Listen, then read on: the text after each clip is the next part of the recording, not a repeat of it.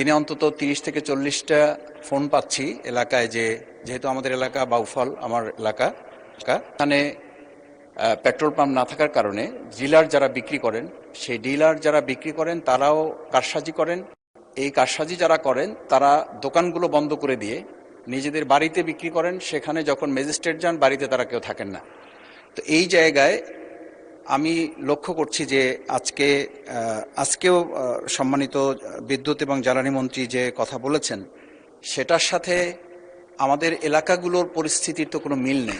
প্রশ্ন করুন মাননীয় সদস্য, প্রশ্ন করুন। এই প্রশ্নটা হচ্ছে এই যে আজকে আমরা এটাও জানতে পেরেছি যে রাত 8টার মধ্যে বাণিজ্য কেন্দ্রগুলো বন্ধ করে দিতে বলা হচ্ছে। তো এই পরিস্থিতিতে বিশেষ করে আমার বাউফল এলাকা, পটুয়াখালী 2, এই এলাকায় যে জ্বালানির সংকটে একটা উত্তপ্ত পরিস্থিতি তৈরি হচ্ছে, এই পরিস্থিতি উত্তরণে মন্ত্রণালয়ের সম্মানিত মন্ত্রী কি ধরনের পদক্ষেপ গ্রহণ করছেন? মাননীয় মন্ত্রী।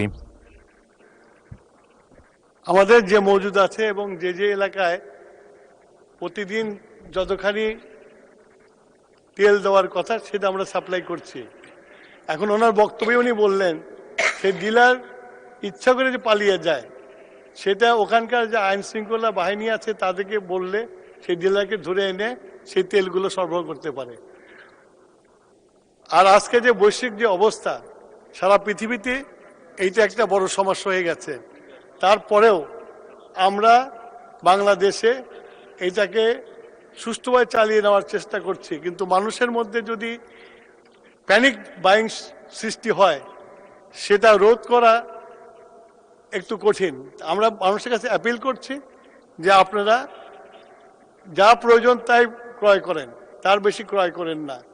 এটা যদি মানুষ করে তাহলে আমার মনে হয় না যে বিদ্যুৎ নিয়ে কোনো এই জ্বালানি নিয়ে কোনো সমস্যা হবে। আর 8টার পরে যেটা বন্ধ করতে বলা হয়েছে, সারা পৃথিবীতে, আই রিপিট, সারা পৃথিবীতে এখন সবাই সাশ্রয়ী হয়েছে।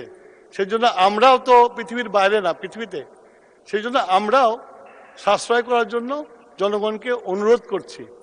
আশা করি জনগণ আমাদের অনুরোধ রক্ষা করবে। মাননীয় স্পিকার, ধন্যবাদ।